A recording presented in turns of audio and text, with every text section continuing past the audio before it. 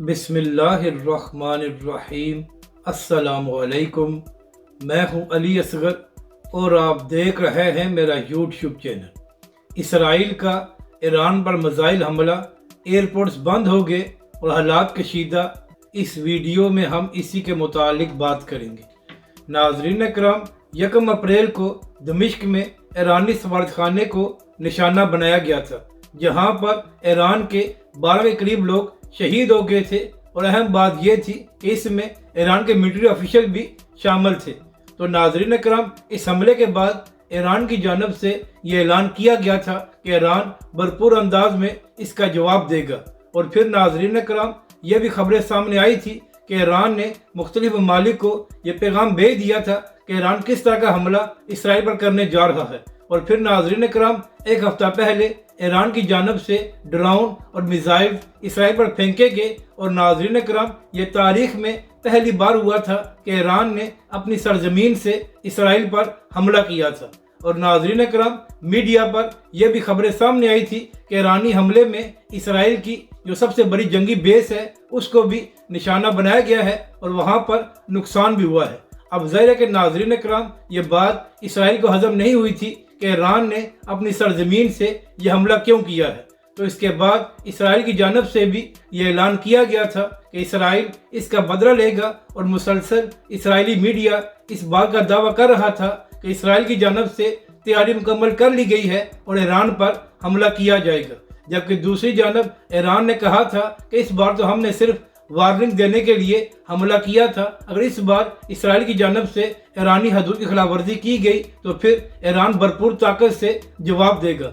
तो आज नाज़रीन करम, सुबह से इंटरनेशनल मीडिया पर यह खबरें सामने आ रही हैं कि इसराइल की जानब से शाम, इराक और इसराइल पर मिसाइल हमले किए गए हैं और बड़े पैमाने पर वहाँ पर धमाके भी सुने गए हैं। और नाज़रीन करम, अमेरिकन ऑफिशियल की जानब से भी ये बयान दिया गया है कि ईरान के शहर इस्फहान को निशाना बनाया गया है और वहाँ पर भी ईरानी फौजी तनसीबात को निशाना बनाया गया है। अब नाज़रीन करम, इस हवाले से इसराइल का अभी तक मौक़िफ़ सामने नहीं आया, मगर ईरान की जानब से अपने बयान में कहा गया है कि ईरान की हदूद में कुछ ड्रोन दाखिल हुए थे जिनको ईरान ने मार गिराया है। मगर नाज़रीन करम, ईरान की जानब से मिसाइल हमले की तस्दीक नहीं की गई। लेकिन अहम बात यह है कि सारा इंटरनेशनल मीडिया इस बात की तस्दीक कर रहा है कि इसराइल की जानब से ईरान पर मिसाइल हमला किया गया है। तो नाज़रीन करम, अब देखना यह है कि इसके बाद ईरान का क्या रद्द-ए-अमल सामने आता है और क्या ईरान की जानब से जवाबी कार्रवाई